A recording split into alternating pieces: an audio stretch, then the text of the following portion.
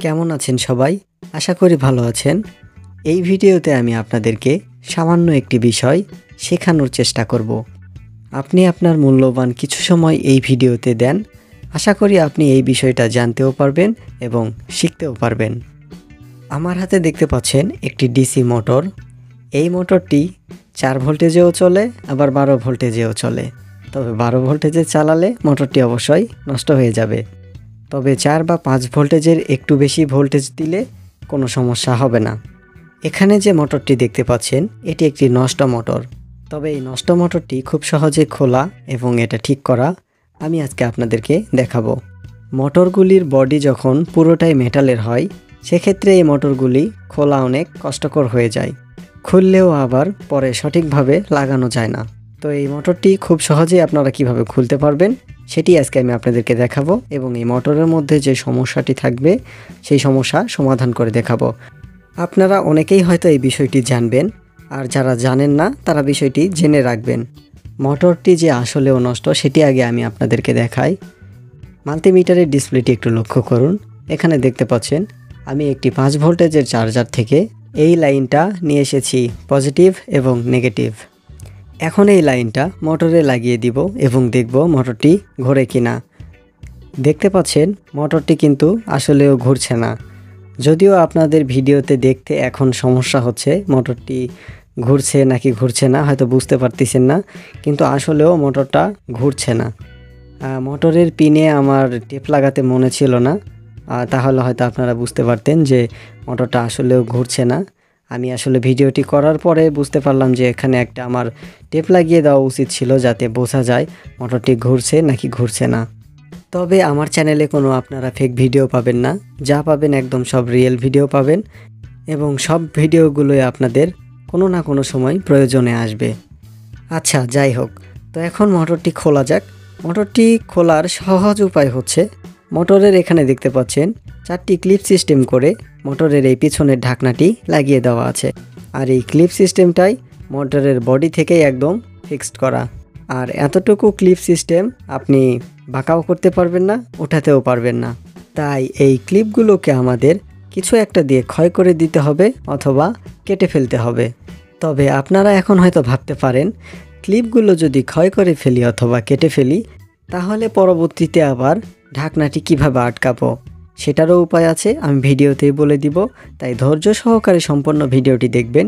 মোটরের ভিতরে যে সমস্যাই হোক সেটিও সমাধান করব এবং মোটরটির ঢাকনাও সঠিকভাবেই লাগিয়ে দিব এবং মোটরটি পুরোপুরি ঠিক হয়ে যাবে এবং সঠিকভাবেই ঘুরবে।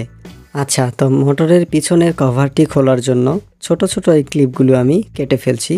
তবে এখানে আপনারা যেটা দিয়ে ঘুষেই ক্ষয় করেন অথবা কিছু দিয়ে কেটে ফেলেন সেক্ষেত্রে একটু সাবধানতার সাথে কাটবেন বা ঘুষে ফেলবেন যাতে আপনি পুরো মোটরের বডিটাই নষ্ট না করে ফেলেন, সেদিকে একটু অবশ্যই খেয়াল রাখতে হবে।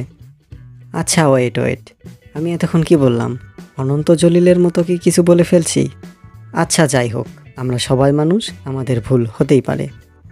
আচ্ছা, এখন এখানে দেখতে পাচ্ছেন মোটরের চারপাশের যে ছোট ছোট ক্লিপ ছিল আমি ক্লিপগুলি কেটে ফেলছি।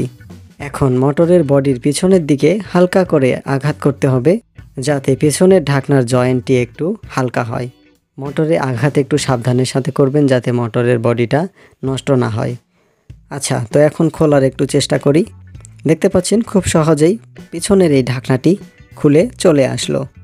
পেছনের এটা এখন রেখে দিব আর সবার আগে দেখব মোটরের কয়েলে কোনো সমস্যা হলো কিনা। কয়েলটি আমি অনেক ভালোভাবে দেখেছি, কয়েলের এই অংশটি পুরোপুরি একদম ভালো আছে। তাহলে সমস্যাটা কোথায়? সমস্যাটা নিশ্চয় পেছনের ওই ঢাকনাতে। আর হ্যাঁ, এখানেই দেখতে পাচ্ছেন আসল সমস্যা। এখানে ভালোভাবে একটু লক্ষ্য করুন, দেখতে পাচ্ছেন এই ব্রাশগুলি ভেঙে গেছে, যার কারণে মোটরের কয়েলে কোনো ব্যাটারির সংযোগ যাচ্ছে না। এই পাশে দেখতে পাচ্ছেন ব্রাশের মাঝখানের 2টা ভেঙে গেছে এবং দুই পাশের 2টা ঠিক আছে। আর এ পাশের ব্রাশটি তো মাঝখানে একদম পুরোপুরিভাবে ভেঙে গেছে। তবে এটা তো এভাবে ভেঙে যাওয়ার কথা না, মনে হয় হাই ভোল্টেজের কারণে ব্রাশটি পুড়ে গলে গেছে। তো চলুন মোটরের 2টি ব্রাশ পরিবর্তন করে দেওয়া যাক। ওই ধরনের ব্রাশ আপনারা কিনতে পাবেন না, হয় আপনাকে অন্য কোনো মোটর থেকে খুলে লাগাতে হবে, নয়তো আপনাকে নিজেই তৈরি করতে হবে।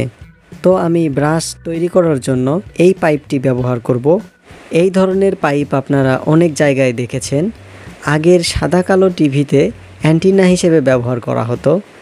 সেই অ্যান্টেনার এই পাইপটি আমি খুলে, দেখতে পাচ্ছেন এখানে আমি কেটে নিচ্ছি ঝিরিঝিরি করে, যাতে ব্রাশ সিস্টেম হয়ে যায়। ব্রাশ দুটি তৈরি করে নেওয়ার পরে মোটরের যে ব্রাশগুলি ছিল সেই ব্রাশের সঙ্গে এখানে এই তৈরিকৃত ব্রাশটি লাগিয়ে দিব। এই ব্রাশটি এখানে লাগাতে আপনাকে অবশ্যই একটু ধৈর্য সহকারে লাগাতে হবে, নয়তো এই ব্রাশটিও নষ্ট হয়ে যাবে। দেখতে পাচ্ছেন আমি এখানে খুব সুন্দরভাবে দুইটি ব্রাশ আবার বসিয়ে নিয়েছি। এটি যদি আমি এখন মোটরে লাগিয়ে দেই তাহলে মোটরটি আবার সুন্দরভাবে ঘুরবে। তো চলুন মোটরটি এখন সেট করা যাক এবং সবশেষে দেখা যাক মোটরটি ঘোরে কিনা। মোটরটা আপনি যখন সেট করবেন তখন আপনাকে অবশ্যই ধৈর্য এবং সাবধানতার সাথে মোটরটি সেট করতে হবে, নয়তো ব্রাশগুলি বেঁকে যাবে অথবা নষ্ট হয়ে যাবে। এখন মোটরের এই পেছনের এই অংশটিকে চাপ দিয়ে লাগাতে হবে, কিন্তু আমরা তো ক্লিপগুলো কেটে ফেলছি। তাহলে এখন উপায় হচ্ছে মোটরের বডির যে এই চারপাশে এখানে একটু হালকা করে বাড়ি দিতে হবে, যাতে মোটরের এই বডিটা একটু বাঁকা হয়ে পেছনের এই ঢাকনাটিকে চাপ দিয়ে ধরে রাখতে পারে।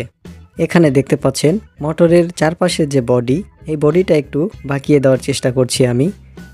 একদম বড় কিছু দিয়ে বাড়ি দিবেন না আপনারা, তাহলে মোটরের বডিটাই একদম নষ্ট হয়ে যাবে। শুধুমাত্র এই সাইডের দিকে বাড়ি দিবেন, তাহলেই বডিটা একটু বাঁকা হয়ে যাবে এবং পেছনের এই ঢাকনাটিকে চাপ দিয়ে ধরে রাখবে। এখন আমি যদি আগের ওই সেম ভোল্টেজটায় মোটরের এখানে প্রদান করি তাহলে মোটরটি চালু হয়ে যাচ্ছে, মানে মোটরটি ঠিক হয়ে গেছে। আপনারা হয়তো শব্দ শুনতে পাচ্ছেন, তবে আমি যেহেতু ভিডিওর প্রথমে আপনাদেরকে ঘোরানোটা দেখাতে পারিনি, আমার মনে ছিল না। এখন একটি পাখা লাগিয়ে আমি আপনাদেরকে দেখাচ্ছি মোটরটি আসলেও ঘুরতেছে। আচ্ছা, তো এতক্ষণ যদি আপনারা ভিডিওটি দেখে থাকেন তাহলে অনেক অনেক ধন্যবাদ। এই ধরনের সকল ভিডিও পেতে চ্যানেলটি সাবস্ক্রাইব করে চ্যানেলের সাথেই থাকবেন। আর যারা ইতিমধ্যে চ্যানেলটি সাবস্ক্রাইব করে ফেলেছেন, থ্যাংক ইউ সো মাচ। ভিডিওগুলি তৈরি করতে অনেক পরিশ্রম করতে হয়, তাই আপনাদের কাছে একটি রিকোয়েস্ট, ভিডিওতে লাইক দিবেন। আপনাদের যদি কিছু জানার প্রয়োজন থাকে অবশ্যই কমেন্টে জানাবেন, এছাড়াও কিন্তু কমেন্ট করতে পারেন। আজকের ভিডিও এই পর্যন্তই। ভালো থাকবেন সবাই, ধন্যবাদ।